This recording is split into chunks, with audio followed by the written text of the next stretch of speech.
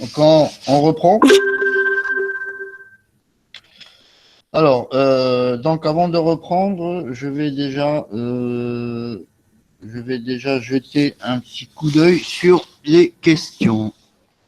Alors, donc, question de Sébastien. D'ailleurs, pourquoi c'est strictement supérieur et inférieur et pas les supérieurs ou égal et inférieur ou égal? Ça correspond au fait que A égale que à K égale 1, la fonction monte à 1. Alors, pourquoi j'ai donc vous, votre question, c'est pourquoi est-ce que donc vous, votre question, c'est pourquoi est-ce que ici j'ai pris pour t strictement supérieur à 1 et t strictement inférieur à 5. J'aurais pu mettre supérieur ou égal ou inférieur ou égal. Ça n'a pas beaucoup d'importance. Ça veut dire que tout simplement le signal entre 1 et 5 il vaut 1, alors qui bascule à 1 juste après 1 ou en 1, et qui rebascule à 0 juste avant 5 ou en 5, ça n'a pas beaucoup d'importance. Donc vous pouvez très bien reprendre les mêmes fonctions en ayant ici supérieur ou égal, et ici inférieur ou égal, ça ne changera pas grand-chose. Voilà. OK. Alors, donc je résume un peu ce qu'on a vu jusqu'à présent.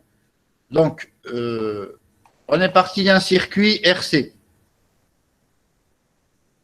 On a établi son équation différentielle et on a en fin de compte écrit l'algorithme qui permettait de visualiser la sortie U de T en fonction de l'entrée, et on s'est donné comme entrée une entrée, tout simplement une entrée créneau. Voilà, on s'est donné un créneau en entrée et on a examiné qu'effectivement on avait une sortie qui était conforme au comportement d'un circuit RC, c'est-à-dire la phase de charge et en fin de compte la phase de décharge. Voilà ce qu'on a vu jusqu'à présent. Alors, est-ce que jusque-là c'est bon, ou est-ce que vous avez des questions, ou est-ce que je peux continuer à poursuivre?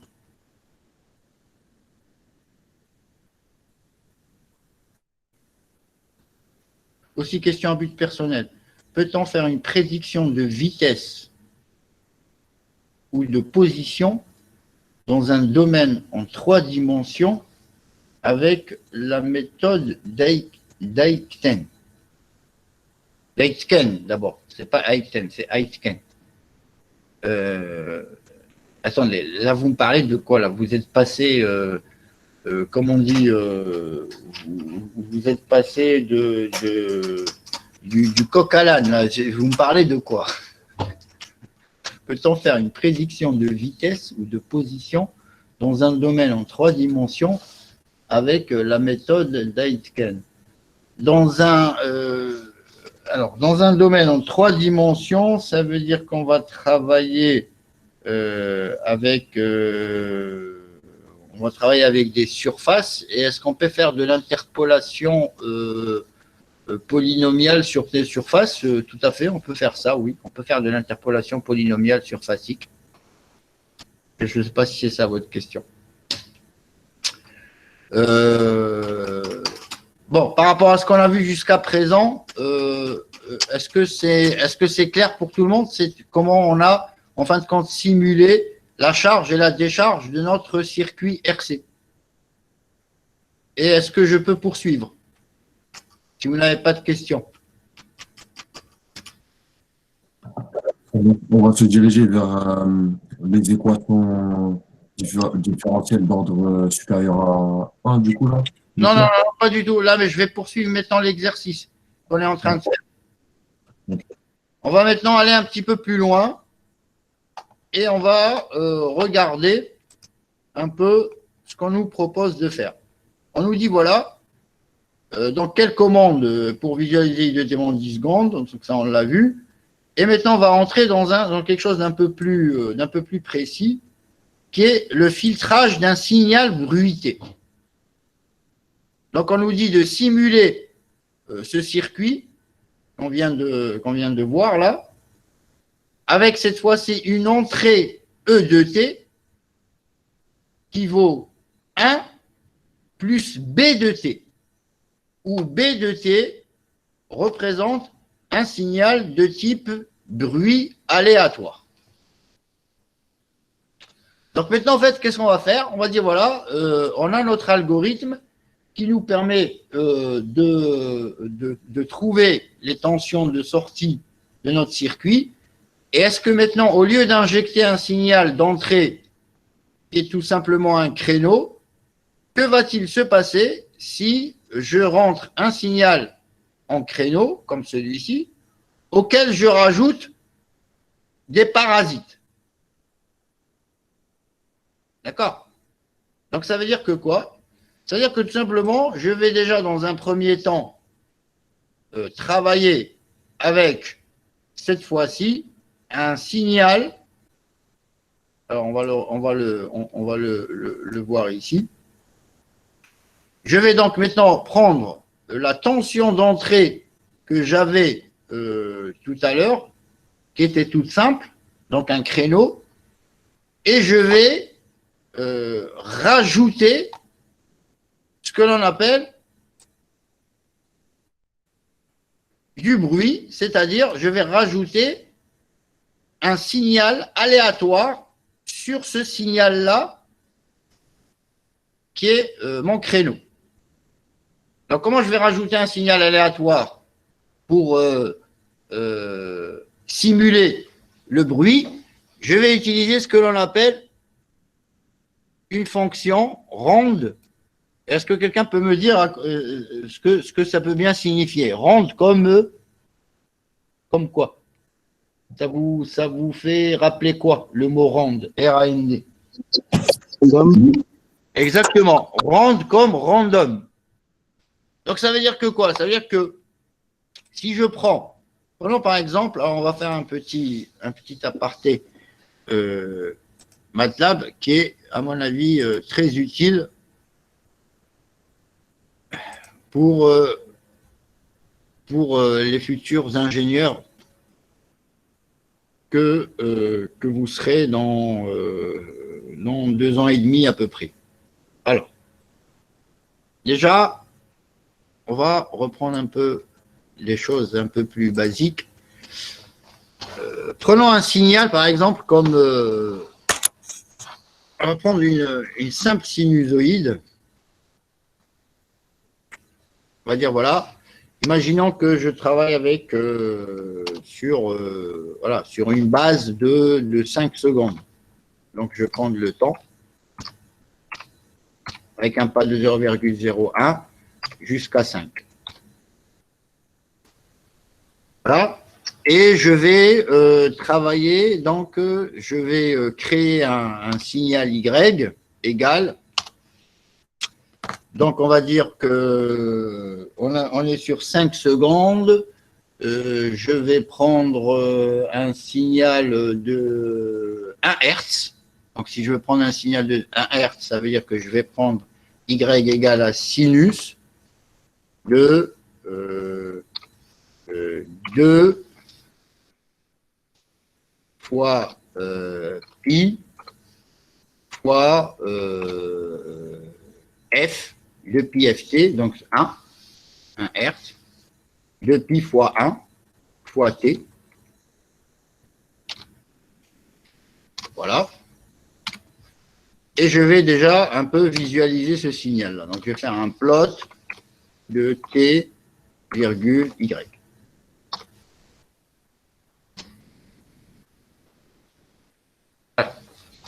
Ici, on va prendre quelque chose d'assez simple, que tout le monde puisse comprendre. Voilà, une sinusoïde, hein, un signal sinusoïdal, qui est donc de période 1 Hertz, de fréquence 1 Hertz. Voilà, et je vais donc visualiser ici 5 périodes de ce signal, de pi ft. sur 5 secondes. Alors maintenant, ce signal-là est un signal qui est un signal idéal. Et dans la réalité, les sinusoïdes ne sont pas tout à fait comme celles que vous êtes en train de voir. Elles sont généralement un peu bruitées. Donc ça veut dire que je vais rajouter un petit peu de bruit sur ce signal-là. Donc, si je veux rajouter du bruit sur ce signal-là, qu'est-ce que je vais faire? Je vais utiliser une fonction que l'on appelle RAND, R-A-N-D. Donc, c'est une fonction qui va me donner des nombres aléatoires qui sont compris généralement entre 0 et 1. Alors, si je fais par exemple RAND on va dire 1 et 5, ok, RAND de 1 et 5, je vais appuyer sur Entrée, et qu'est-ce que vous observez? RAND de 1 à 5 m'a donné quoi? M'a donné un tableau de nombres aléatoires. Ce tableau, il est de quelle dimension?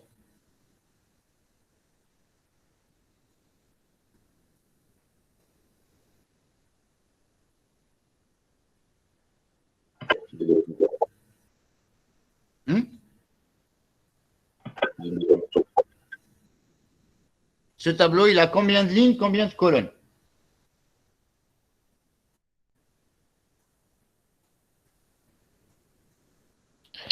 Une ligne et 5 colonnes. Exactement. Donc, ronde de 1 et 5, c'est tout simplement un tableau de 5 nombres aléatoires. Bon, alors maintenant, imaginons que je veux créer donc du bruit sur mon signal Y, sur ma sinusoïde. Qu'est-ce que je vais faire? Ben, je vais déjà voir combien j'ai de points dans ma sinusoïde. Donc, je vais faire un LEN GTH de Y. LEN GTH de Y, j'ai 501 points. Donc, ça veut dire qu'au fait, ce que je vais faire maintenant, je vais faire un plot de T et de Y plus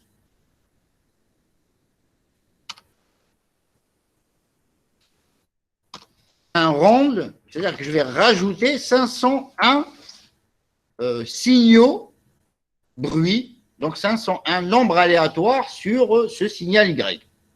Donc je vais faire Y plus RAND de 1,501. Voilà. Et comme bien sûr ce signal RAND est un signal aléatoire entre 0 et 1, je vais un petit peu l'atténuer, donc je vais mettre Y plus 0,5. Je vais atténuer la valeur du bruit. T de Y plus 0,5 RAND 1,501. Et je vais donc, voilà, qu'est-ce que vous observez maintenant? Vous observez un signal qu'on appelle tout simplement un signal bruité. Vous voyez que notre signal là maintenant, c'est un signal, ce n'est plus une pure sinusoïde, c'est une sinusoïde sur laquelle j'ai rajouté des parasites. C'est très important cette notion de signal bruit, de simulation de signal bruit. D'accord? Alors, on peut bien entendu faire ça et afficher la sinusoïde qui n'est pas bruitée. Elle, on va l'afficher en rouge. Voilà. Vous avez donc la sinusoïde rouge et vous avez la sinusoïde bruitée en bleu. D'accord?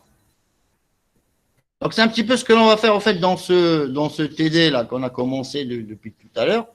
C'est qu'en fait, on va reprendre notre signal d'entrée, donc le E de TK là qu'on avait tout à l'heure, et on va lui rajouter à chaque valeur, à chaque fois qu'on va récupérer la valeur de ce signal, on va lui rajouter un petit peu de bruit. Donc, on va rajouter un 0,5 que multiplie rand de 1,1. C'est-à-dire qu'on va à chaque valeur rajouter une valeur aléatoire comprise entre 0 et 0,5 pour simuler le bruit. Ça veut dire que maintenant, j'ai quoi? C'est-à-dire que j'ai un signal qui est un signal qui est bruité. Voilà. Donc, j'ai un signal ici qui est un signal créneau, mais sur lequel j'ai rajouté du bruit. D'accord? Et qu'est-ce que je vais faire? Ben, je vais injecter ce signal-là,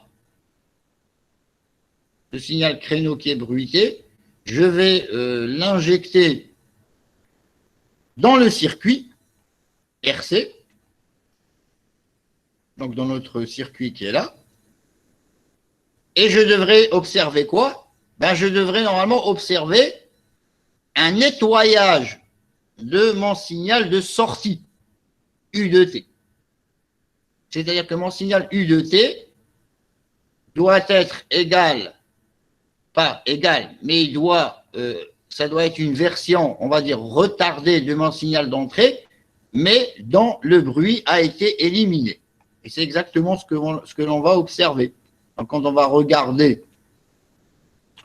quand on va donc maintenant utiliser notre entrée avec un signal bruit dessus, et qu'on va observer la sortie, voilà, ça c'est le signal bruit qui est ici, et on va donc remarquer qu'on a effectivement ici une sortie qui, elle, est une sortie qui a été, on va dire, qui a permis en fin de compte d'obtenir l'entrée, bien sûr retardée puisqu'il y a une kappa, mais on a réussi quand même à éliminer tout le bruit, enfin tout, on a réussi à éliminer majoritairement le bruit qui était sur le signal d'entrée pour récupérer un signal de sortie, on va dire, beaucoup plus propre que le signal d'entrée. Est-ce que cet aspect-là, enfin, ce que je suis en train de dire, c'est clair pour tout le monde? Ou est-ce que vous avez des questions?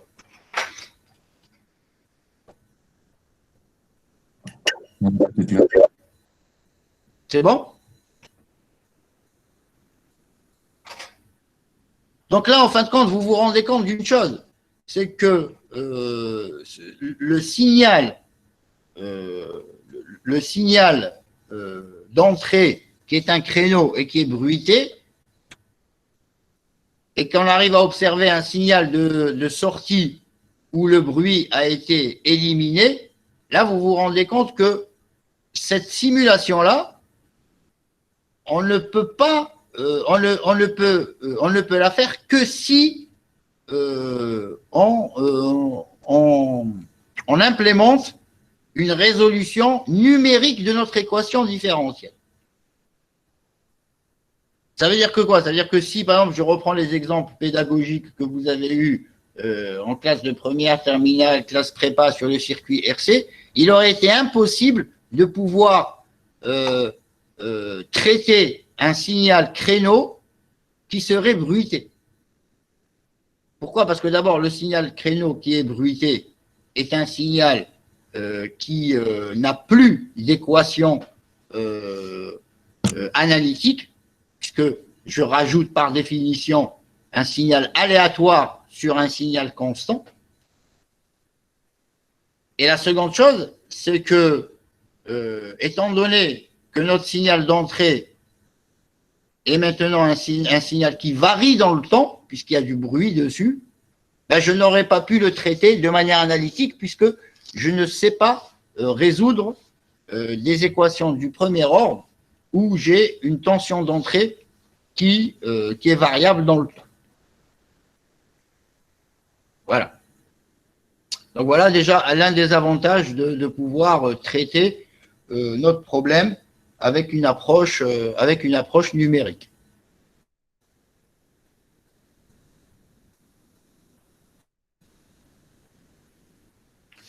Alors on va poursuivre et on nous demande par la suite de travailler avec, de simuler le filtrage avec cette fois-ci une tension d'entrée qui est une sinusoïde auquel on a rajouté du bruit.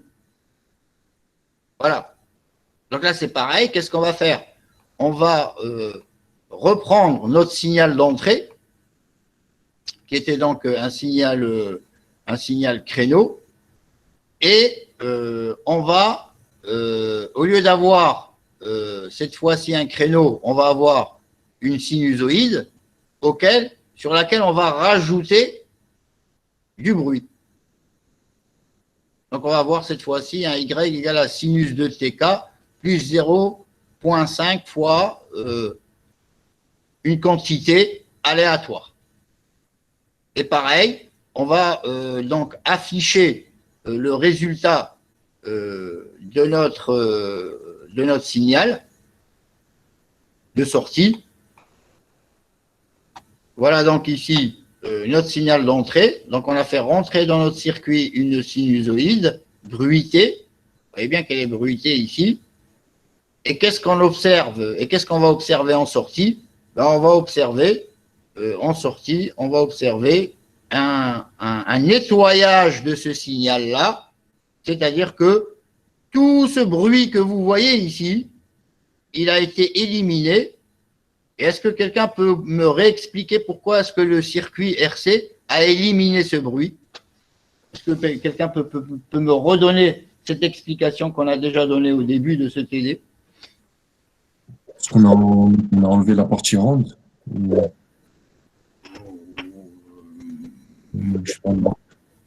Qu'est-ce qu'on a dit? Qu'est-ce qu'on a dit sur le circuit RC? On a dit que le circuit RC, il laissait passer quelle fréquence et il éliminait quelle fréquence?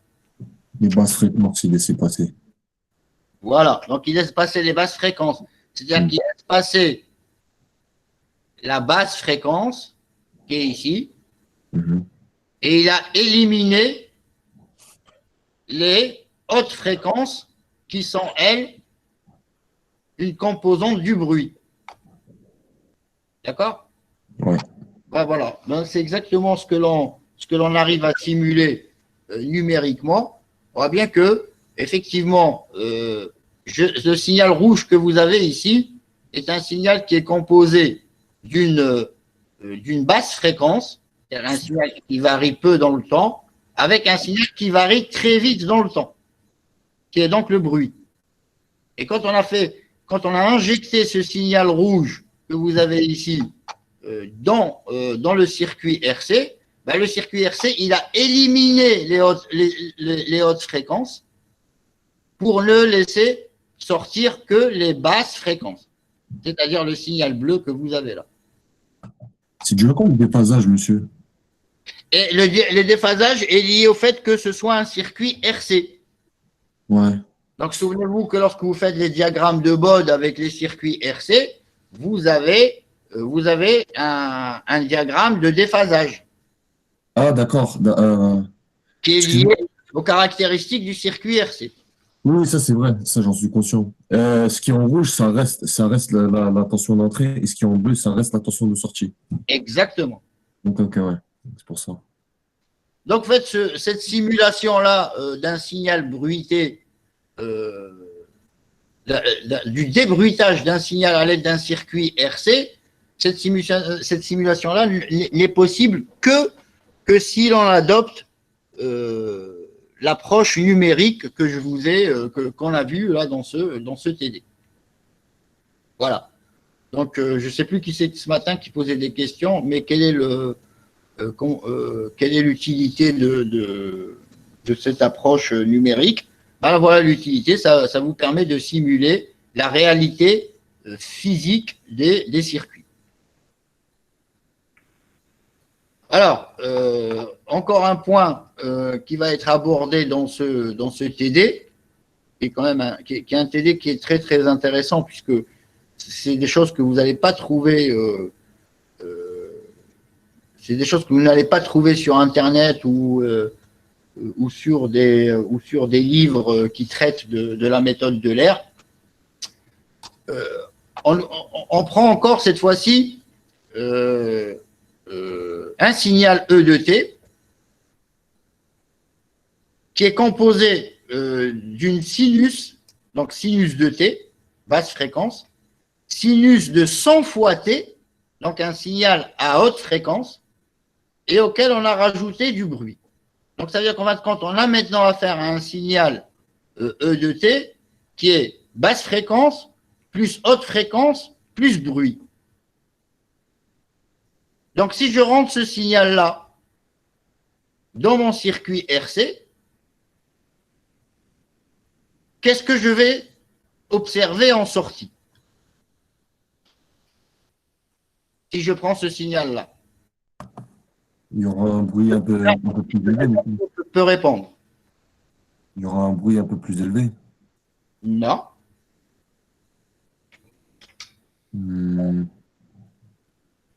Là, je vais avoir un signal d'entrée où j'ai de la basse fréquence, sinus de T, de la haute fréquence, sinus de 100 fois T, et du bruit. Qu'est-ce que je vais observer en sortie? La même chose La même chose que quoi? que précédemment. C'est-à-dire, qu'est-ce que je vais observer? Qu'est-ce qui va rester de ce signal? Vous allez rester sinus T plus BDT. Non. Vous n'étiez pas très loin, mais non. Il va rester que quoi? On va observer un déphasage, ça c'est normal. Ouais. Mais En fait, tu ne vas pas laisser passer les hautes fréquences. Donc le sinus 100 de T il va être filtré. exactement. Et quoi d'autre va être filtré? Bah, les bruits parasites. Exactement. Donc il restera plus en sortie que quoi?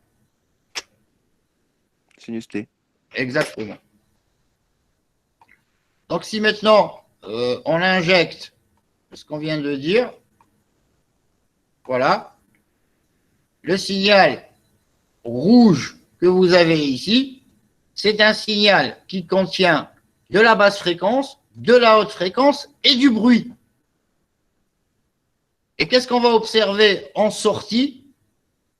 En sortie, on va observer le signal bleu que vous avez ici, qui est en fin de compte tout simplement la sinusoïde qui correspond à sinus de 1T.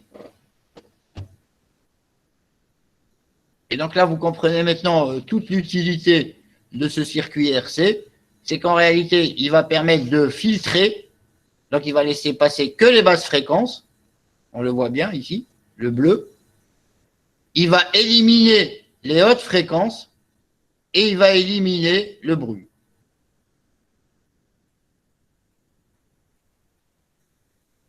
Vous voyez qu'une simulation comme celle-là, vous ne pouvez la faire que si vous envisagez une approche numérique de la résolution de votre équation différentielle. Voilà. Voilà un peu l'objectif un peu de ce... Alors, je comprends, vous posez comme question, mais qu'est-ce que nous, on va voir à l'examen? C'est pour ça que je vous dis, quand on travaille ensemble, oubliez les histoires de l'examen. L'essentiel, c'est que vous appreniez des choses.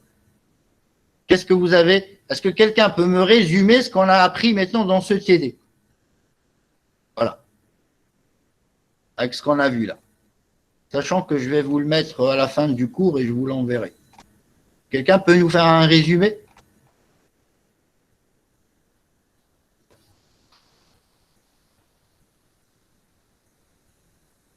Résumé de quoi précisément, monsieur? De ce TD. Qu'est-ce qu'on a appris maintenant avec ce TD? Du coup, on a appris que Qu'est-ce qu'on a fait? On est parti d'un circuit RC. ouais. qui est régie par une équation différentielle. Hmm. On connaît les caractéristiques physiques d'un circuit RC. Les Ouais, bien sûr. caractéristiques physiques d'un circuit RC, c'est celle d'éliminer les hautes fréquences. Ouais. Grâce à la simulation et à la résolution numérique, on a pu mettre en évidence les propriétés physiques de ce circuit. Ouais, c'est sûr. Voilà.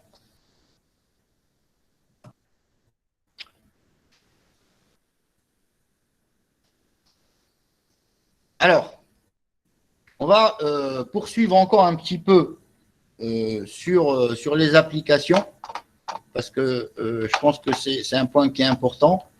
Et je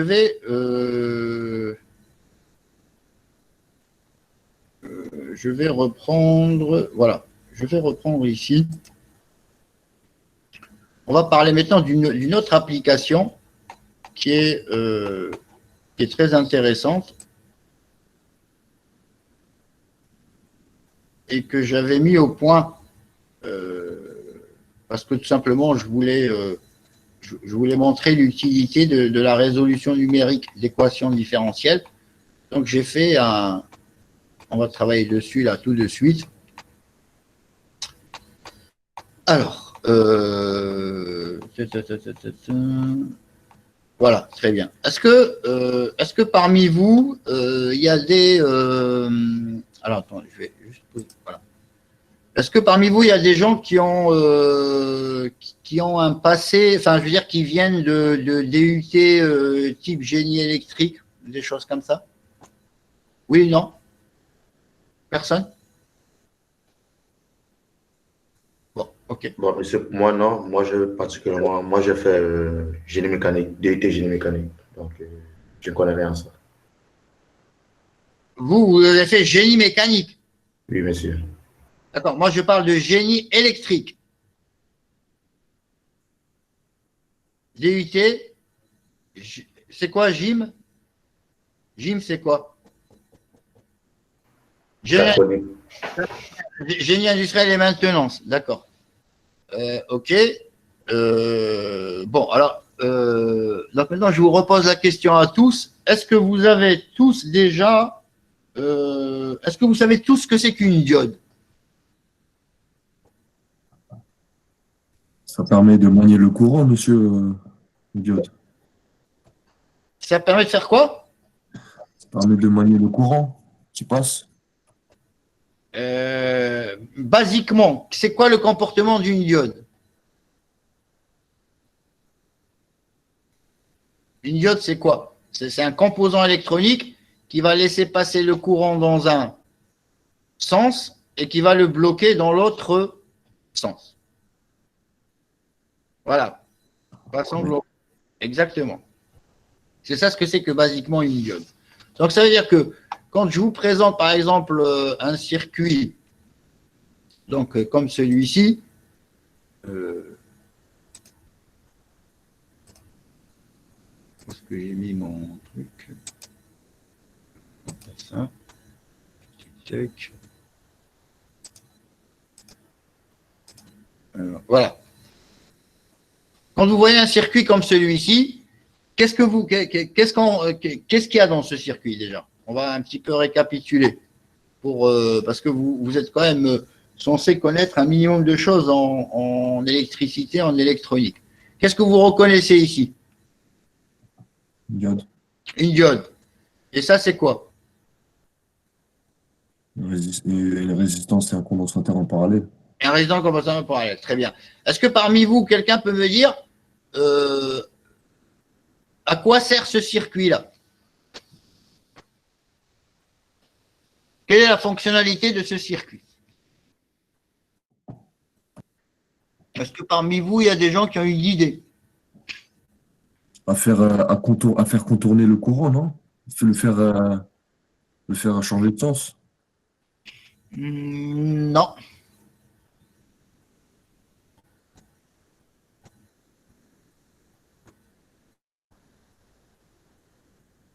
Est-ce que que ça vous dit quelque chose quand je vous parle d'un circuit détecteur d'enveloppe? Non, pas du tout. D'accord? Alors, basiquement, un détecteur d'enveloppe, c'est quoi?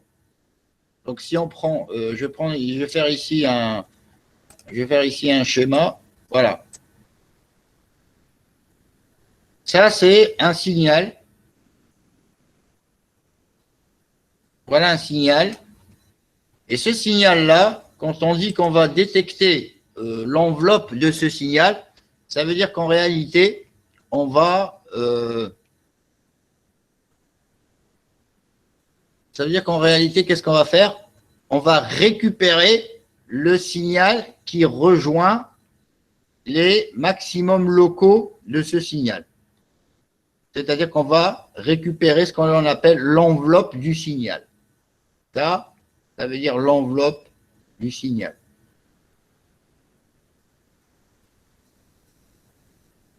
Voilà.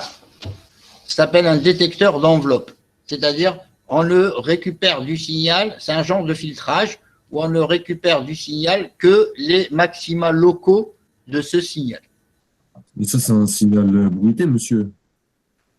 Non, pas forcément. Ça peut être un signal qui comporte une information cryptée ou autre. Voilà. Mais pour les signaux bruités, on va dire, monsieur, ce sera compliqué d'extraire les extrêmes, enfin les maximums.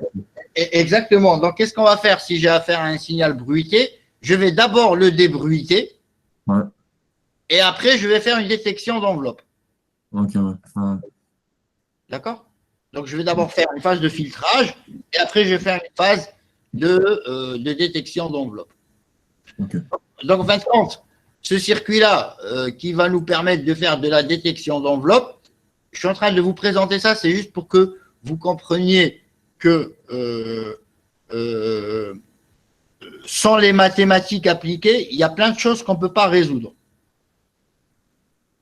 Il y a plein de problèmes de la physique qu'on ne saura jamais résoudre si on ne fait pas de mathématiques appliquées. Voilà, par exemple, un circuit donc, qui est composé d'une diode, d'une résistance, d'une kappa. Et ce circuit-là, il va effectivement jouer le rôle d'un détecteur d'enveloppe. C'est-à-dire qu'au fait, si j'injecte en entrée une sinusoïde, tout simplement, en sortie de ce circuit, je vais récupérer pratiquement un signal constant. C'est-à-dire que je vais récupérer l'enveloppe du signal. Donc, c'est-à-dire que mathématiquement, si je veux mettre en équation ce circuit, qu'est-ce qu'il va falloir? Il va falloir que je trouve déjà l'équation de la diode, l'équation de ce circuit parallèle RC, et en fin de compte, l'équation différentielle entre la tension de sortie et la tension d'entrée que j'ai ici. Donc, si je veux faire ça, qu'est-ce qu'il va falloir faire? Il va falloir déjà modéliser la tension d'entrée que j'ai aux bornes d'une diode. Or, aux bornes d'une diode, je sais modéliser le courant qui traverse une diode. D'accord? Je vais ensuite, comme d'habitude, appliquer la loi des mailles. VE égale à VD plus VS. D'accord? D'autre part, je sais que D de VS sur DT, c'est égal à 1 sur C que multiplie le courant IC. Mais je sais d'autre part que ce courant I, c'est le courant IR plus le courant IC. Donc, c'est le I que vous avez ici. D'accord? Et je vais donc, à partir de cette équation-là, VE égale à VD plus VS, VS égale à R fois I de R, je vais pouvoir, en fin de compte, écrire que V de T, V de D, donc la tension aux bornes de la diode, va être égale à V indice T, qui est une caractéristique de la diode, que multiplie ln, le logarithme népérien de I plus I0, le tout divisé par I0. Je vais pouvoir remplacer I, le I que j'ai ici, par VS sur R. D'accord? Et en fin de compte, je vais me retrouver avec quoi? Je vais me retrouver avec une tension de sortie, VS, et la dérivée de ma tension de sortie. C'est-à-dire qu'en réalité, quand je vais modéliser mathématiquement ce circuit, là, je vais me retrouver avec une équation différentielle. Donc, je vais me retrouver avec une équation différentielle. Je vous laisserai après le temps de voir les détails. Elle n'est pas très compliquée à établir. Et je vais me retrouver donc avec une équation différentielle où apparaît la dérivée de ma tension de sortie et ma tension de sortie. Donc, je vais me retrouver typiquement avec une équation différentielle du premier ordre. Monsieur, est-ce que je peux voir le schéma, s'il vous plaît? Oui, il est là. Je vous enverrai le cours avec tous les détails du calcul. Ce n'est pas important. Ce qu'il faut Ok. mettre, c'est juste comprendre le côté mathématique. Voilà, j'ai compris les calculs que vous avez faits, mais juste pour la tension, pour la tension VD, on ne connaît pas la tension aux bornes d'une diode. Enfin, on ne connaît pas la relation liée pour la tension aux bornes d'une diode. Donc, on essaie de l'exprimer en fonction de VE et VS, si j'ai bien compris. Alors, OK. Et là, je vais vous répondre tout de suite à votre question. Monsieur. C'est par rapport à la diode, d'accord? On sait modéliser le courant I qui la traverse Mhm. en fonction de la tension qu'il y a à ces bornes. D'accord? Ouais. En gros, quand une diode est passante, c'est-à-dire quand elle laisse passer le courant, il y a une tension à peu près de 0,7 volts à ces bornes. Ok, d'accord. OK? La relation entre le courant I qui la traverse et la tension qu'il y a à ces bornes, elle est donnée par I égale à I0 que multiplie l'exponentielle de VD, donc ce VD là, sur lequel vous me posez des questions, divisé par V indice T, qui est une caractéristique de la diode, moins 1. Ok, ouais. Ok, d'accord. À partir de cette expression-là, je peux extraire VD. Alors, comment je vais extraire VD? Ben, il me suffit tout simplement d'appliquer le logarithme népérien. Ouais. Ouais, je suis d'accord. Donc, je vais avoir I divisé par I0, le moins 1 qui est ici, je vais le faire passer de l'autre côté, et après, je vais appliquer le logarithme népérien et je vais pouvoir extraire VD. Ok, d'accord, ok. Donc VD, c'est ça. VD, Voilà, c'est ça. exactement. Ok. Alors, oui, Non, c'est bon. C'est bon. ok. Donc, moyennant quelques petits calculs, ils ne sont pas compliqués, vous pouvez très très bien les reprendre, c'est très très facile à faire. Non, c'est pas- L'idée, c'est de montrer comment, en fin de compte, on va aboutir à une équation différentielle que vous voyez ici. En Et fonction de- Et cette équation différentielle-là, en la résolvant, on va pouvoir démontrer qu'effectivement, ce circuit que vous avez ici, c'est un circuit qui fait de la détection d'enveloppe. Voilà. Donc ça, au fait, cette approche, je dirais, de modélisation d'un détecteur d'enveloppe, vous pouvez la rechercher sur Google, avec n'importe quel autre moteur de recherche. C'est un truc que vous ne trouverez pas. C'est un truc enfin, sans aucune prétention. Je l'ai mis au point et j'avais publié un article scientifique là-dessus pour montrer comme quoi on peut, à l'aide de la résolution numérique d'équations différentielles, pouvoir modéliser ce circuit-là. D'accord?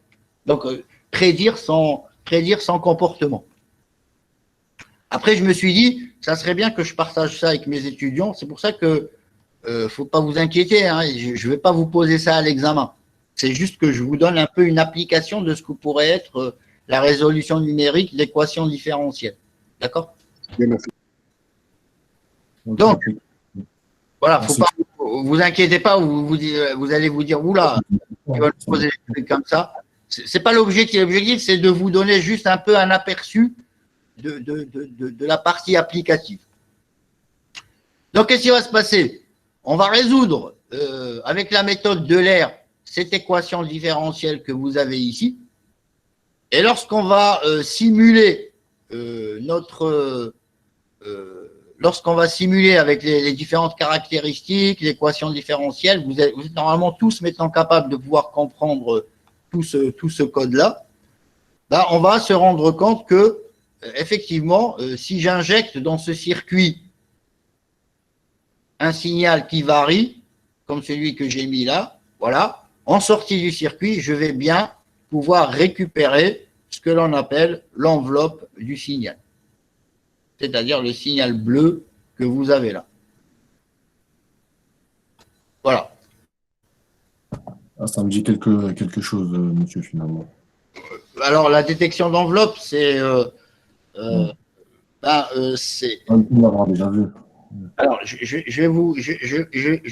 même si ça sort un peu du champ de mon cours, mais je vais quand même vous faire un petit topo là-dessus. Voilà. Alors, ce qu'il faut bien voir, c'est quand on parle de détection d'enveloppe, c'est quelque chose qu'on utilise dans beaucoup de circuits électroniques. C'est qu'au fait, quand vous avez, alors comment je vais vous, voilà, très bien. Imaginons que par exemple, voilà, je vais représenter ici un signal assez simple qui, on va dire, c'est voilà, c'est un signal vocal. C'est de la voix. OK? Ok. Ce signal-là, imaginons que par exemple, je veux transmettre ce signal-là sur un destinataire qui se trouve, je ne sais pas, à l'autre bout de la France, et je vais donc envoyer ce signal par voie radioélectrique, donc par des ondes électromagnétiques. Donc, qu'est-ce qui va se passer? Ce signal-là, on va utiliser ce qu'on appelle une porteuse. C'est-à-dire qu'au fait, je vais le combiner avec un signal à haute fréquence.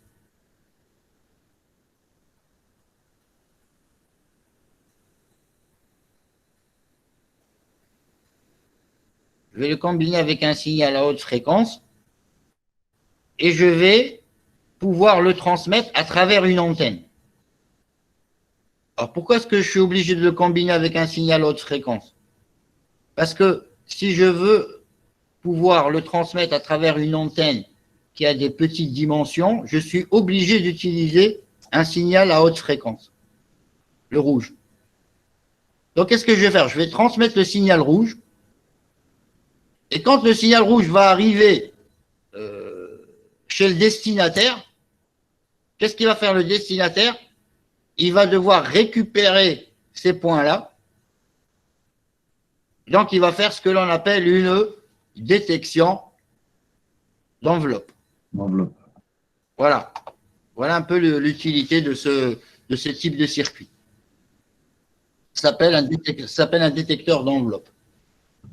Monsieur, quand vous dites haute fréquence, là, ça veut dire les contraintes supérieures à 20 Hz. Parce que... Ah non, quand je dis haute fréquence, ça veut dire que je suis déjà dans la bande du mégahertz. D'accord. Parce que, enfin, mégahertz, ça me semble bizarre un peu parce que le domaine mobile, c'est entre 20 Hz et 20 kHz. Donc, comment on peut parler de mégahertz? Alors, entre 20 Hz et 20 kHz, c'est les signaux basse fréquence audibles. Oui. Ben, c'est de la basse fréquence.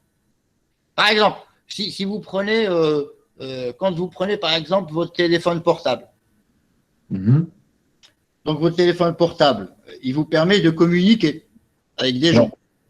On est d'accord. Quand vous parlez à vos camarades, à votre famille, à vos amis, tout ce que vous voulez, votre voix, c'est de la basse fréquence. Ouais. Et elle est acheminée sur un signal à haute fréquence. Et c'est quoi le signal à haute fréquence? Ben, c'est le signal GSM. Il est entre 1700 il est entre 1700 MHz à 1900 MHz. D'accord, ok. Voilà. Ok. Parce que sinon, si on ne fait pas ça, ben, c'est-à-dire que vous allez vous retrouver avec un téléphone portable avec une antenne qui va être plus grande que le téléphone. Ouais, Voilà. je vois ce que vous voulez dire. Du coup, là, il faut un truc de l'ordre du mégahertz alors. Exactement. Ouais. Ok.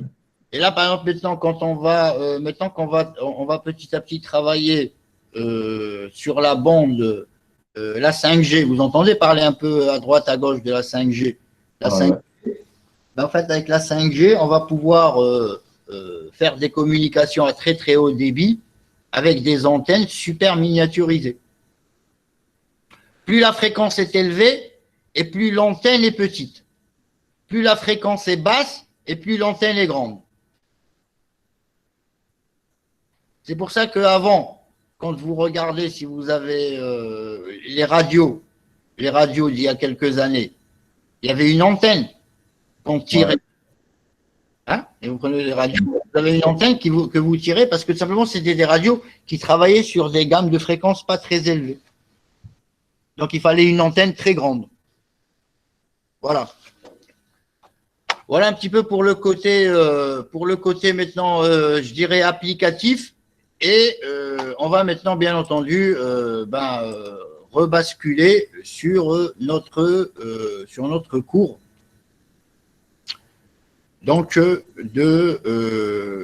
qu'on a commencé donc, ce matin. Voilà. Donc, je résume. Qu'est-ce qu'on a fait jusqu'à présent? On s'est posé comme problème de résoudre numériquement des équations différentielles du premier ordre avec une méthode qu'on a appelée la méthode d'Euler. D'accord? Cette méthode d'Euler, on l'a illustrée au travers de quelques exemples, et notamment un exemple assez basique que vous allez ici trouver dans le cours. Vous trouverez également un deuxième exemple pour celles et ceux qui ont encore des problèmes pour comprendre cette méthode. Voilà, il y aura un deuxième exemple que vous allez pouvoir trouver dans le cours, où vous avez encore une équation différentielle, vous avez ici la solution analytique et vous avez le calcul des premières valeurs avec un pas H de 0,1. D'accord? Vous allez bien sûr vous rendre compte que lorsque vous prenez un pas H qui est plus petit, ben, vous obtenez des résultats qui sont plus proches de la solution analytique. Donc voilà un petit peu ce qu'on a vu jusqu'à présent pour la résolution numérique d'équations différentielles. Je vais maintenant aborder un nouveau point qui va donc nous occuper le reste de ce cours. Et on fera quelques applications, soit pendant ce cours, soit le cours prochain, sur une méthode qu'on appelle cette fois-ci la méthode de Runge-Kutta.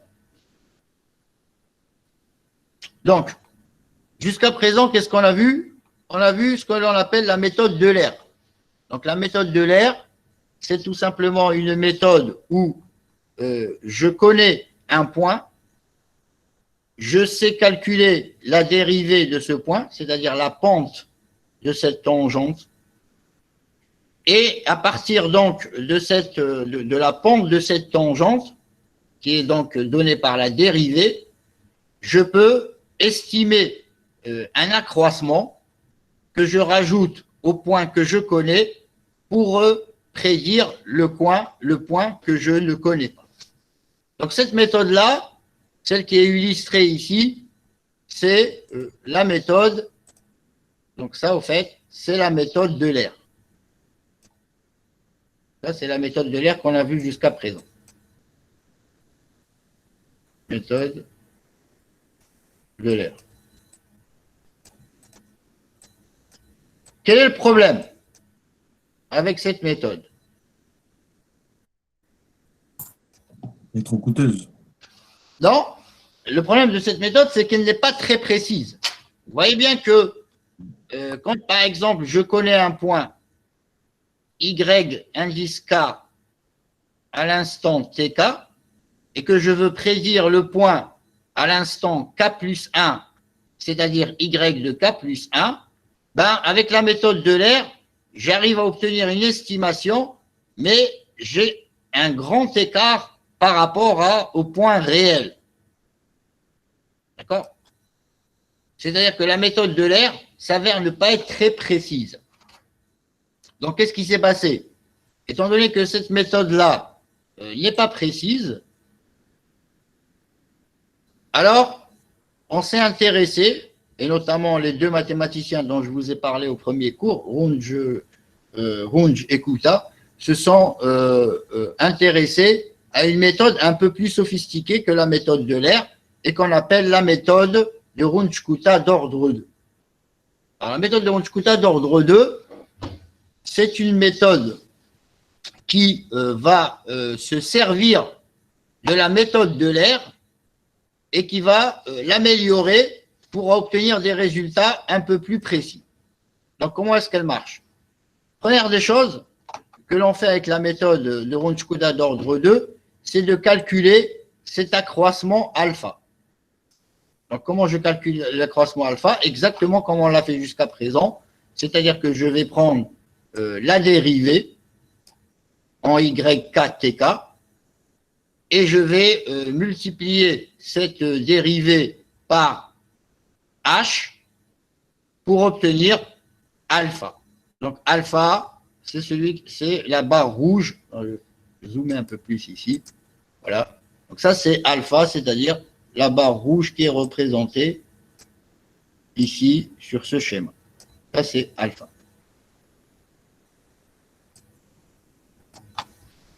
Qu'est-ce que je vais faire avec ce alpha? Au lieu de le rajouter à YK et obtenir Y de K plus 1, comme on le fait avec la méthode de l'air, je ne vais pas faire ça. Je vais prendre la moitié de cet accroissement, alpha sur 2. Je vais me situer en un instant qui est entre T indice K et T indice K plus 1. Donc, je vais me situer en T indice K plus 1 demi, c'est-à-dire en T indice K plus H sur 2. Donc, ici, au point milieu. Et donc, qu'est-ce que je vais faire sur ce point milieu? Je vais prendre YK, je vais lui rajouter alpha sur 2, et je vais réinjecter, cette fois-ci, YK plus alpha sur 2 à l'instant TK plus H sur 2 dans mon équation différentielle pour obtenir une nouvelle dérivée que je vais multiplier par H. Et en fin de compte, ça va être cet accroissement bêta que je vais rajouter à YK pour obtenir Y indice K plus 1. Donc, étape numéro 1, je calcule cette dérivée-là, la pente de cette tangente. Je m'en sers pour calculer alpha. Je prends alpha sur 2, et je me situe à l'instant qui est à l'instant milieu entre TK et TK plus 1, et je calcule une nouvelle dérivée. Donc, la nouvelle dérivée, c'est-à-dire que je vais calculer une droite avec une nouvelle pente, c'est celle que je suis en train de vous montrer là avec mon crayon. Je vais donc après me servir de cette tangente-là que je vais ramener à mon point de départ. Vous voyez que la rouge, la droite rouge qui est ici, je la ramène, je la translate ici. Ça devient la droite bleue que vous avez là.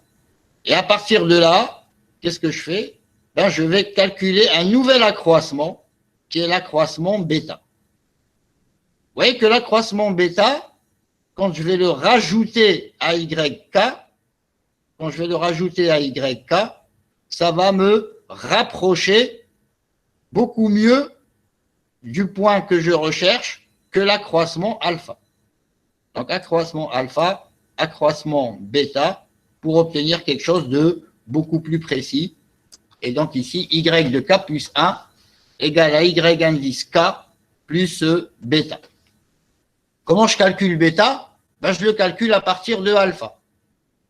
Et comment je calcule alpha? Ben, je le calcule avec la méthode de l'air, comme on l'a vu jusqu'à présent. Et alors, redites-nous, bêta, c'est la dérivée de alpha, je ne suis pas sûr d'avoir bien saisi.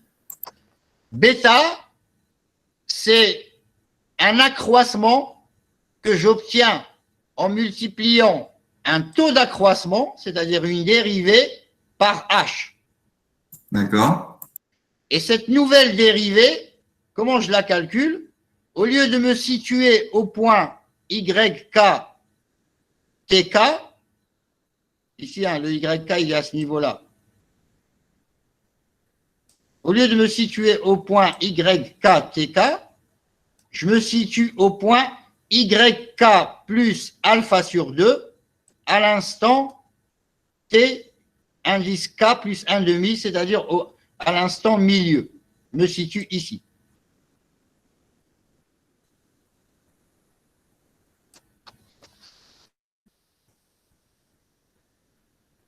Et je calcule. Quand je travaille avec mon équation différentielle, y point fonction de y et de t, voilà. Avec Euler, qu'est-ce que je fais? Avec Euler, je connais mon point de départ y indice k à l'instant t indice k.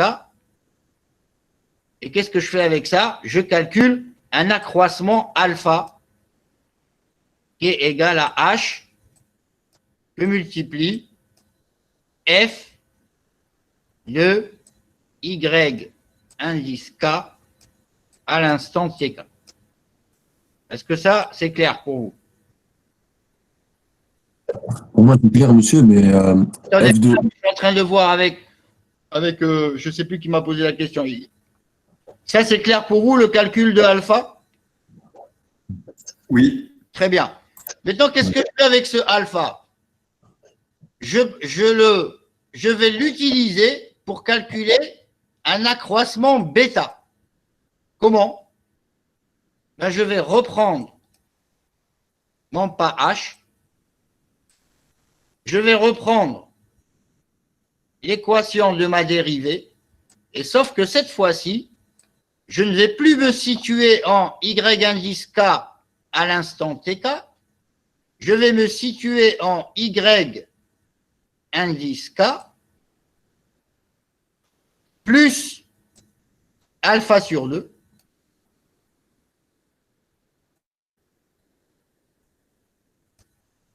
à quel instant? À l'instant t indice k plus h sur 2, c'est-à-dire le point milieu.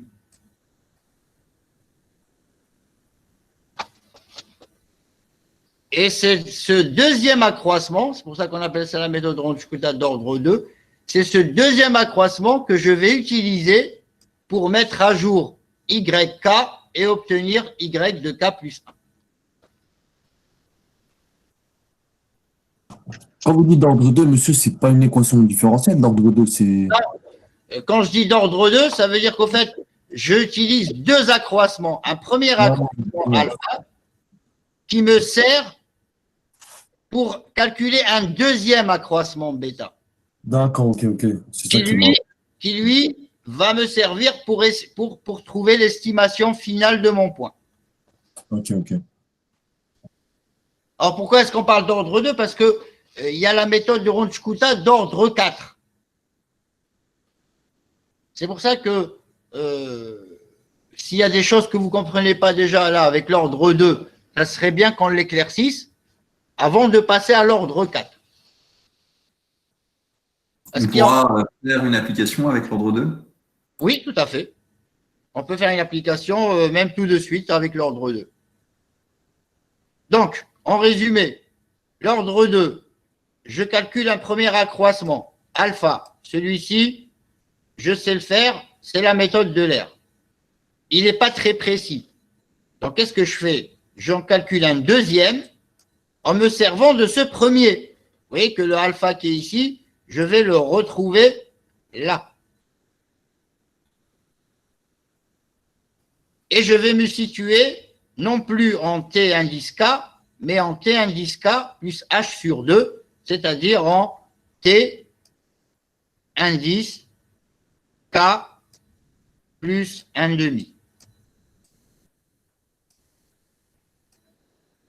Alors, est-ce que quelqu'un peut m'expliquer pourquoi est-ce que T indice K plus 1,5, ça me donne T indice K plus H sur 2? Qui c'est qui peut m'expliquer ça? Le pas vaut 1. Non. Non. Qu'est-ce qu'on avait dit qu'est-ce qu'on avait dit? Que représente T indice K?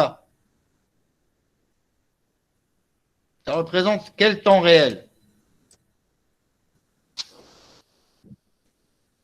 C'est le temps, c'est le temps, c'est le temps, c'est le quatrième temps qu'on prend. Oui, mais c'est quoi le temps réel? Quand je dis T indice K, ça représente K fois quoi? Fois H. Monsieur K fois H. Voilà. K fois H. Donc, ça veut dire que quand je dis que je me situe à l'instant T de K plus 1,5, donc ça représente quoi?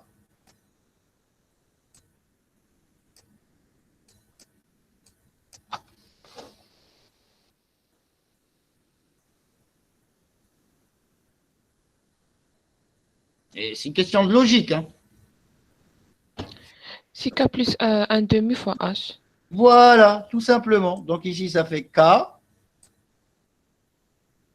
plus 1,5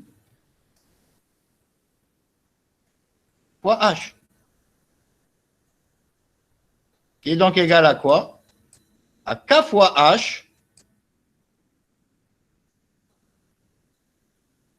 plus H sur 2.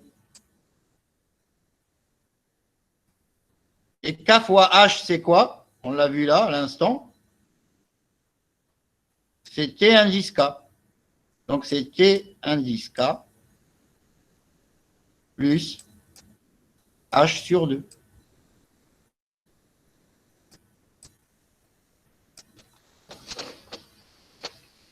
OK? Ne répondez pas tout ça à la fois. C'est bon, monsieur. OK. Alors, ce que l'on va faire, dès maintenant, on va réattaquer cet exemple-là, équation différentielle du premier ordre, que l'on va résoudre avec la méthode de Runge-Kutta d'ordre 2.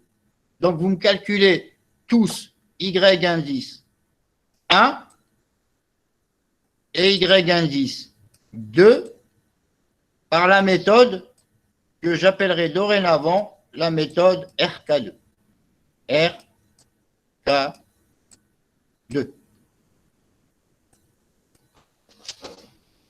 C'est parti. Est-ce que vous vous sentez capable de le faire? Oui. OK, alors allez-y.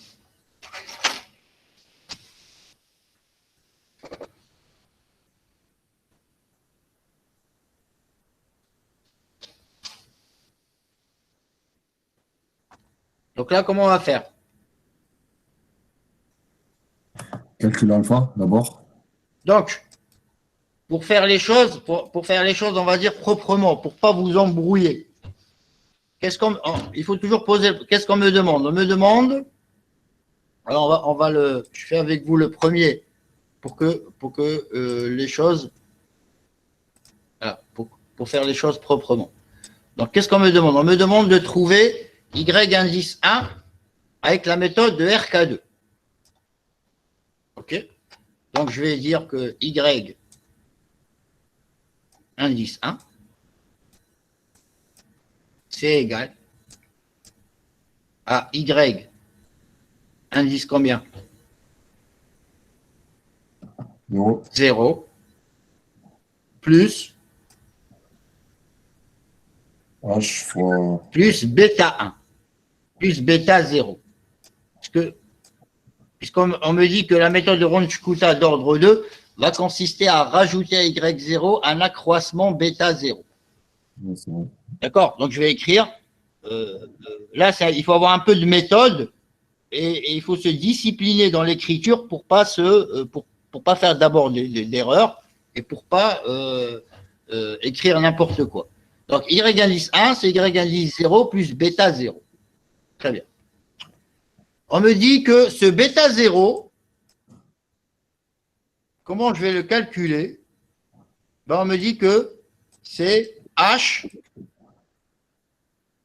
de ma dérivée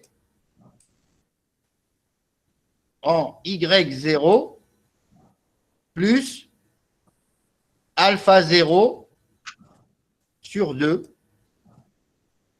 Et je dois me situer à l'instant T indice 0 plus H sur 2. Voilà.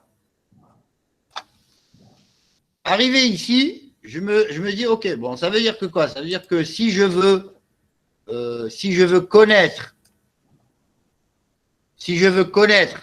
mon bêta 0, ben, il faut que je connaisse mon alpha 0.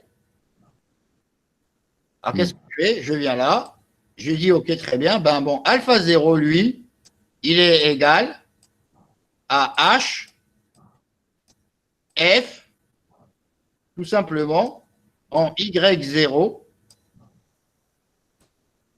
à l'instant T0.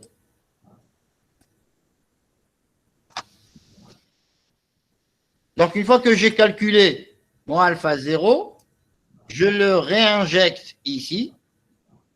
J'augmente le temps du pas divisé par 2. Je réévalue une nouvelle dérivée que je multiplie par H pour obtenir bêta 0, que je rajoute à Y0 pour obtenir Y1.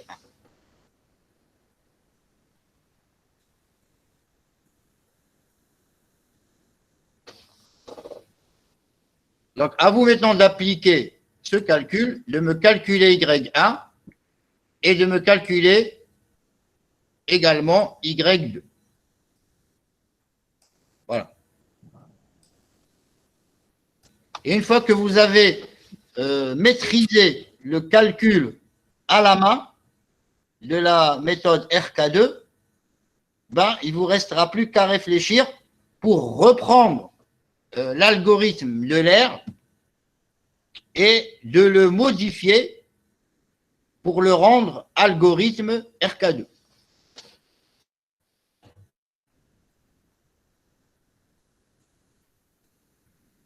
C'est parti maintenant, à vous de jouer et de me donner les valeurs de Y indice 1 et Y indice 2.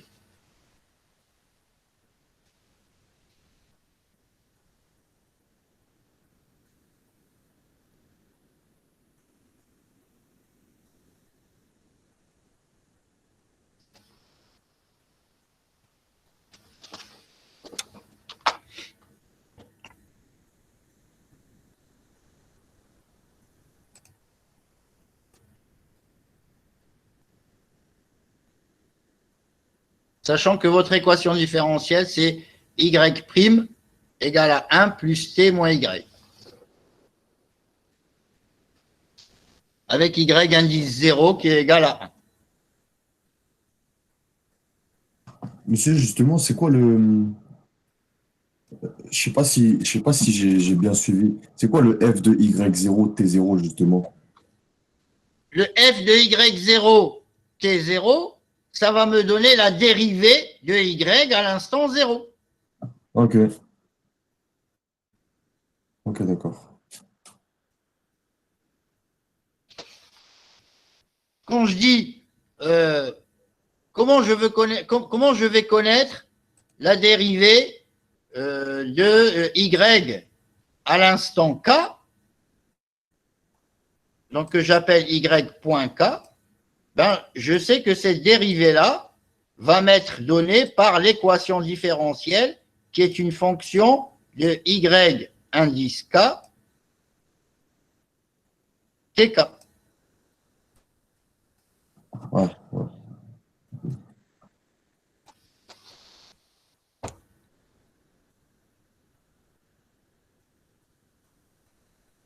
Quand je dis j'ai besoin de la dérivée de y à l'instant discret 8, par exemple, comment je vais l'obtenir? Je vais l'obtenir en l'injectant dans mon équation différentielle y indice 8 à l'instant t indice 8.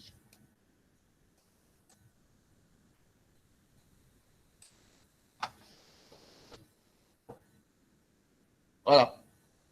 Et pourquoi je fais ça? Ben parce que mon équation différentielle, c'est exactement ce qu'elle me dit. Elle me dit que y' à l'instant t, c'est 1 plus t moins y de t. Donc, vous voyez bien que ça représente en fin de compte tout simplement une fonction de t et de y. Si cette notion-là n'est pas claire, il vaut mieux le dire et ne pas rester dans votre coin à vous dire je vais peut-être poser une question idiote, etc. etc. Non, si, c'est clair pour moi, monsieur, merci. Voilà, je vous le dis.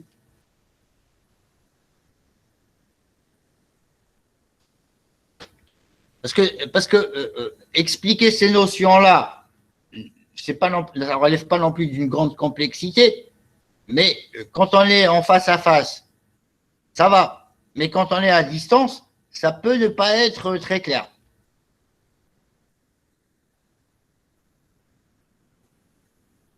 Donc, n'hésitez pas à poser des questions.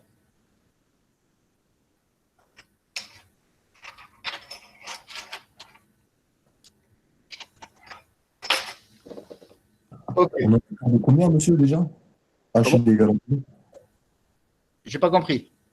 On n'a pas de combien pour H, déjà? Alors, attends, attendez, je vais juste reprendre, voir un peu, je me souviens plus combien j'avais mis dans cet énoncé pour le pas H.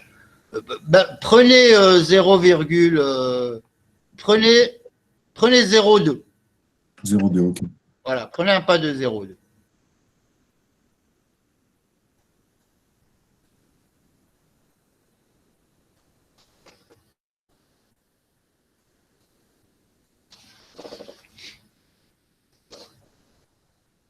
Donc, vous prenez un pas de 0,2 et alors, je suis juste en train de voir ce que j'avais mis les résultats.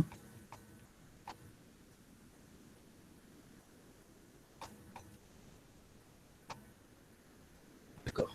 Je n'ai pas mis les résultats explicitement. Ok. D'accord. Ok, alors faites-le avec un pas de 0,2. Trouvez-moi les deux premières valeurs de Y. Voilà. Et réfléchissez à comment on pourra changer, sans l'écraser, bien sûr. Vous laissez de côté la méthode de l'air, vous faites un copier-coller et, et la nouvelle méthode, vous l'appelez RK2. Et vous essayez aussi de décrire l'algorithme de la méthode RK2.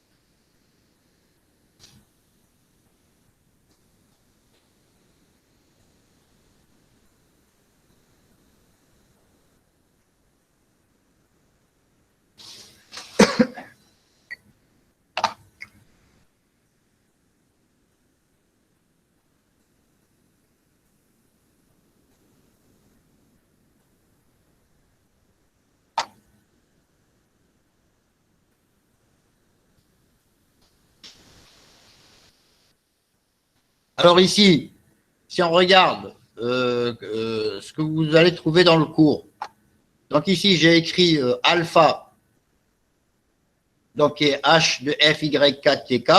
Ce f de y 4 tk représente la dérivée en yk à l'instant tk, et donc c'est donné par l'équation différentielle.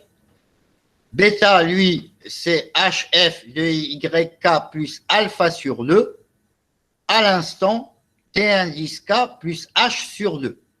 Ce qui fait que je reprends donc cette équation différentielle. 1 plus quoi? Le t indice k qui est ici devient t indice k plus h sur 2 moins y indice k. Ce y indice k qui est ici devient y indice k plus alpha sur 2. Et enfin, c'est ce bêta que je rajoute à y indice k pour obtenir y indice de k plus 1. Donc, pour répondre aux questions que l'on vous pose, c'est très très simple. Il suffit de prendre, alors, donc comme je vous l'ai dit, vous allez dans un premier temps calculer alpha 0, ensuite bêta 0,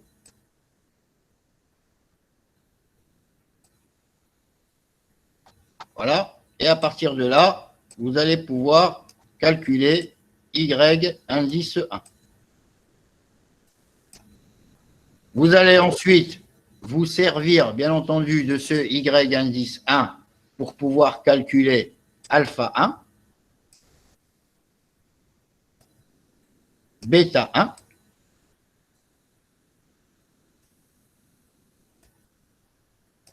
ce qui va vous permettre de calculer y indice 2. Voilà. Moi, j'ai trouvé ma réponse. Alors, maintenant, qu'est-ce que vous... alors, je vais maintenant juste clarifier un peu déjà. Je vais peut-être vous garder un peu plus que le temps prévu pour qu'on boucle, pour qu'on aille jusqu'au bout. Alors, je vais déjà... Voilà, très bien. Donc, je vais déjà revenir ici, faire un review.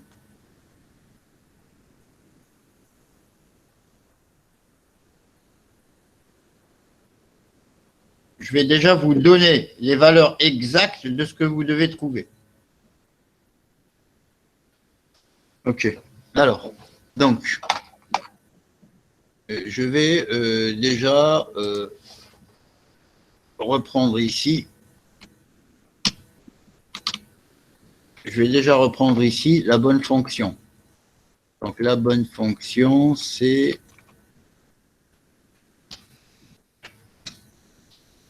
Voilà. Ici, c'est d le y égale. Donc, je vais regarder tout simplement le cours. D de y, c'est quoi? C'est 1 plus tk moins yk. Donc, je vais revenir ici. 1 plus tk moins yk. 1 plus tk moins yk. Voilà tout simplement mon équation différentielle qui est là. Donc là, je vais faire un CTRL-S. Voilà. Et ensuite, je vais prendre ma méthode RK2, celle sur laquelle je vous demande de réfléchir en termes algorithmiques. Qu'est-ce que je vais mettre dedans? Mon RK2, un CTRL-S, et je vais enlever les points-virgules à la sortie de alpha et de bêta, de telle sorte à ce qu'on puisse avoir tous les résultats.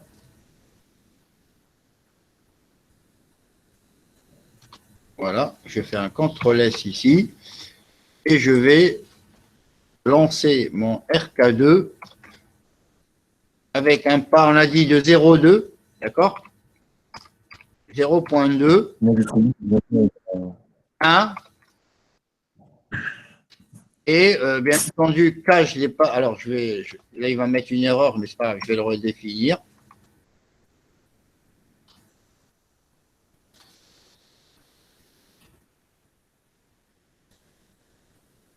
Ce truc qui me laisse pas. Voilà. Je vais dire que K égale à 0, pas de 1, jusqu'à 2. Voilà, hop, et je vais relancer. Voilà, donc, voilà ce que vous devez normalement trouver. Alors, alpha 0, donc je vais vous l'écrire ici. Pas enregistré. Vous devez normalement tous trouver. Alors, attendez, je vais juste m'assurer que. Voilà. Vous devez donc normalement tous trouver alpha 0 égale à 0.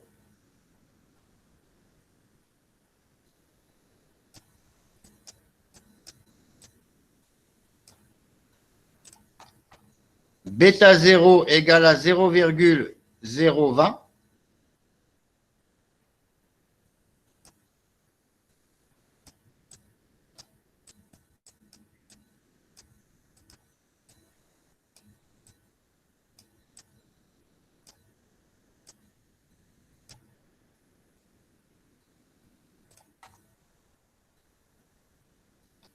Donc, comme on travaille avec 4 digits, donc 0,0200. Ensuite, Y1.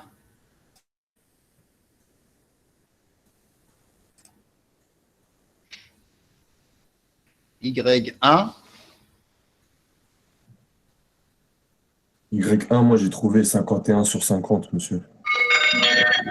51 sur 50. Ouais.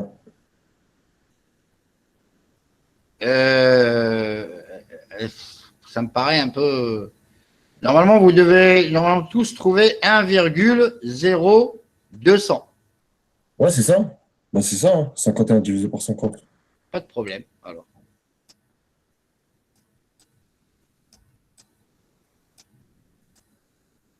Voilà. Ensuite, alpha 1, bêta 1.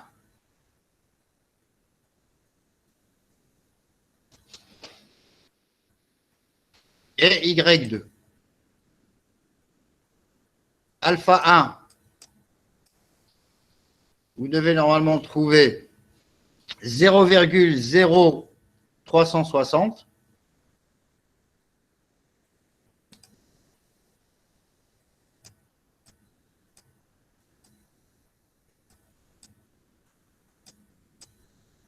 Voilà.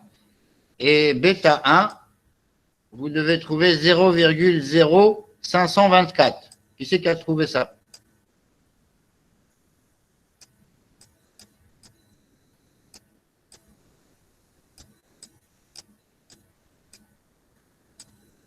Et enfin, Y2, c'est 1,0724.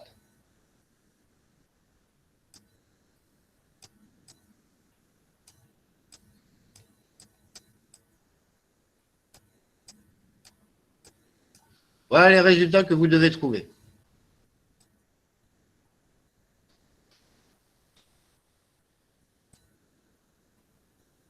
Ouais.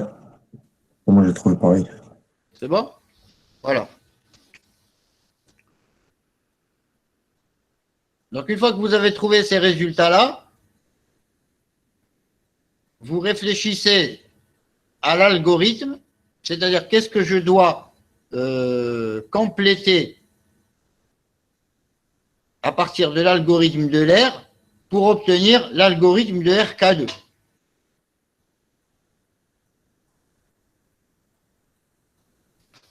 Et une fois que vous avez fait ce travail de réflexion algorithmique, ben, vous comparez ce que vous avez réussi à faire avec ce qui a marqué dans le cours et ça vous permettra de savoir si vous avez réussi à transposer un algorithme pour l'adapter à une, je dirais pas que c'est une nouvelle méthode, mais à une méthode complémentaire à celle de la méthode de l'air. Voilà.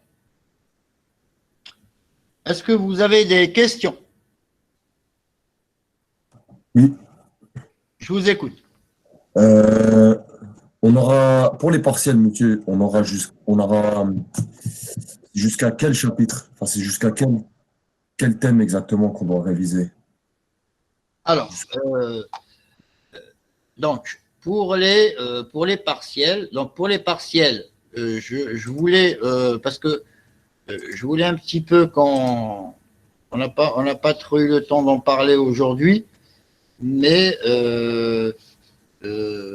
je voulais déjà vous montrer un peu, si vous voulez si vous voulez rester encore un peu le temps qu'on discute, moi ça ne me dérange pas. Non, pas de souci. Ok, très bien. Voilà un peu l'examen que j'avais posé l'année dernière. Donc je vous le dis hein, dans ces grandes lignes. Le premier exercice portait sur l'interpolation polynomiale. Ok. Ensuite, le deuxième exercice portait sur l'intégration numérique. Méthode de trapèze, méthode de Simpson.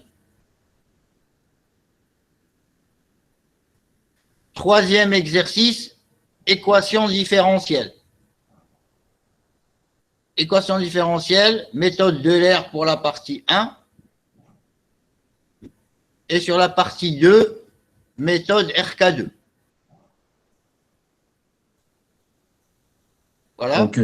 Ouais. Ensuite, j'avais, sur cet exercice, demandé de compléter les fonctions MATLAB. Et après, j'avais posé quelques questions de réflexion sur des graphes.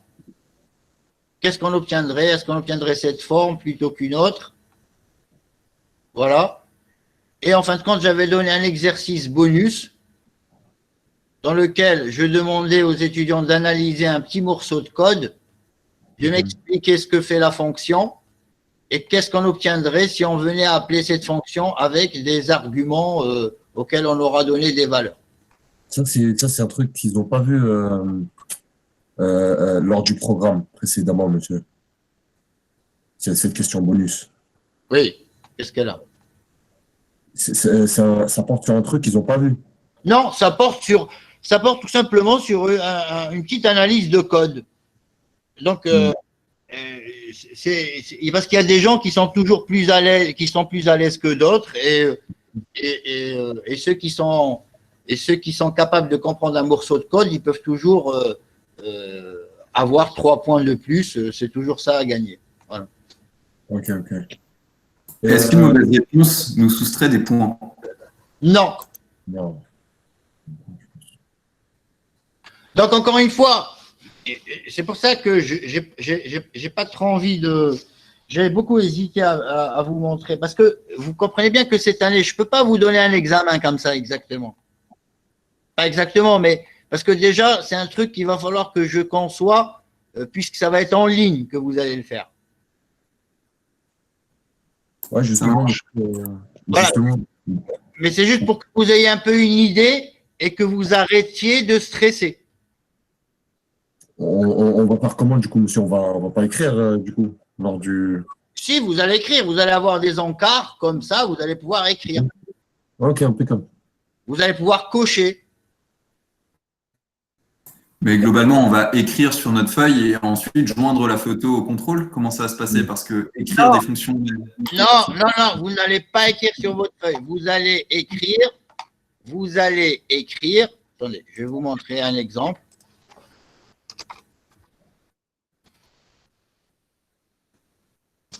Je vais vous montrer un exemple. Voilà.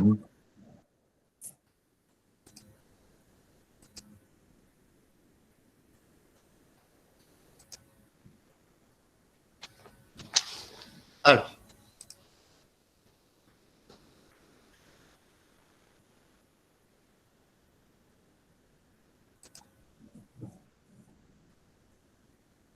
Ouais, vous voyez tous mon écran? Oui. Voilà un écran. Donc, vous allez vous connecter, vous allez mettre votre prénom, votre nom, vous allez lire l'exercice, vous pouvez être amené à cocher. à donner des explications, à cocher, à calculer des valeurs et donner les réponses. C'est à peu près comme un examen normal. Sauf Monsieur, que vous pour les verrez des pas calculs, réellement. on est obligé de détailler les calculs ou on peut juste mettre la réponse? Si je vous dis, entre parenthèses, de détailler les calculs, vous devez les détailler. Parce que c'est pas toujours évident sur l'ordinateur, quoi. Oui, mais si je vous dis de les détailler, c'est parce que j'ai réfléchi au temps qu'il fallait que je vous laisse pour le détailler. Ok, très bien. D'autres questions? J'ai deux questions, moi. Du coup, monsieur, la note, on n'aura pas automatiquement. C'est vous qui allez. Vous aurez des copies, du coup, à noter. On n'aura pas la note automatiquement directement après l'examen. Alors, une fois que vous avez terminé votre examen, ben, vous cliquez sur un bouton qui s'appelle Soumettre. Mm. Ensuite, moi, je le récupère sur mon serveur. Et je ne sais pas si je vais faire une notation online automatique ou je vais faire une notation par moi-même à la main. Je n'ai pas réfléchi à ces questions-là. Ouais. Bah, on aura des explications, donc. Ah, je veux dire, vous, qu'est-ce qui vous intéresse? C'est de pouvoir faire votre partiel. Et dans tous les cas, vous n'aurez pas la note instantanément. Non, mais en fait, ce que je disais, monsieur, c'est que on va soumettre. Vous avez dit au-dessus, on va mettre des explications. Oui. Donc, en principe, je me dis que si on met des explications, c'est que vous allez les lire. Et vous Voilà, allez. exactement. Donc, vous allez noter. Il n'y aura pas une note automatique. Voilà, c'est ça. Voilà. Et dernière question, monsieur. Est-ce que l'examen là, que vous avez montré, justement, est-ce que vous pouvez l'envoyer par mail? Alors, celui que je peux vous envoyer par mail pour vous entraîner, c'est celui-là. Oui, celui-là. Je parlais de celui-là. Oui, celui-là, je vous l'enverrai par mail, oui. Mais je vous l'enverrai par mail pour pas qu'il y ait de différence entre vous et les autres groupes. Je l'enverrai à tout le monde. Monsieur, vous allez nous envoyer la correction aussi? Voilà, c'était le truc que je voulais éviter, mais vous allez me faire tomber dans le piège, comme vous êtes des petits malins. Donc, vous allez vouloir la correction. Et là, il faudrait que je vous la prépare.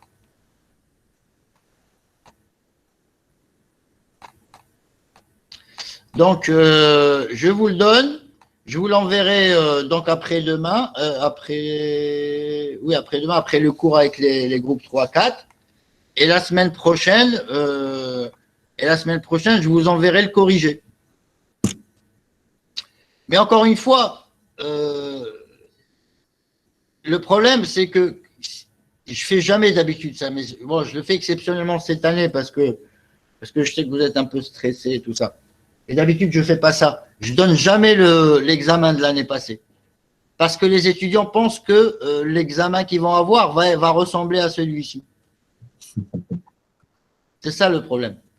Et après, vous êtes déçus, vous ne révisez pas, vous restez braqué sur l'examen parce que vous pensez que celui que vous allez avoir à faire est un clonage de celui-ci. Et là, vous vous plantez complètement. De toute façon, les applications sont forcément différentes, mais au niveau des méthodes, ce sera ça. Donc pour nous, c'est des exercices pour réviser les méthodes et nous entraîner. Ok, vu comme ça, il n'y a pas de problème. Ouais, c'est comme ça. Ok. Vous avez d'autres questions? Moi, monsieur, j'ai une question. Vu que l'examen il sera en ligne, est-ce Oui. que du coup, les sujets sont plus durs que ceux des années précédentes?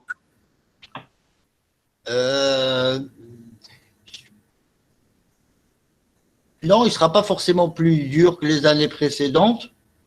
C'est juste qu'il faudrait, je serai beaucoup plus méticuleux sur la façon que vous avez de justifier vos réponses. Par exemple, je peux être regardant vis-à-vis des fautes d'orthographe.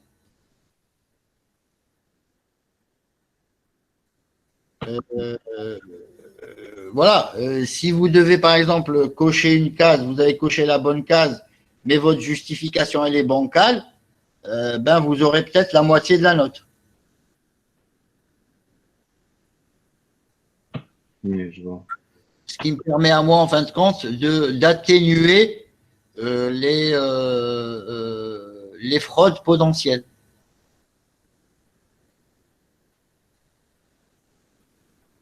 Est-ce que les années précédentes, vous aviez un contrôle continu ou vous n'étiez que sur une évaluation avec des partiels? Évaluation avec des partiels. D'accord.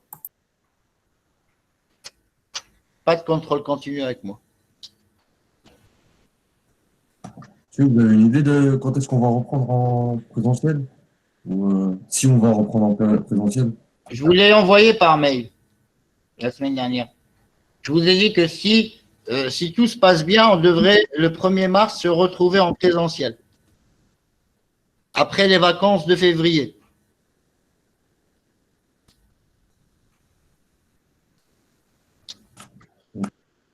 C'est tout pour moi, monsieur. C'est tout? OK. D'autres questions?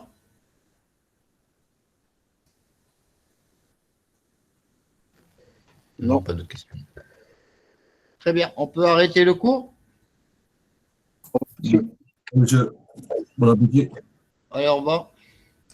Au revoir. Au revoir.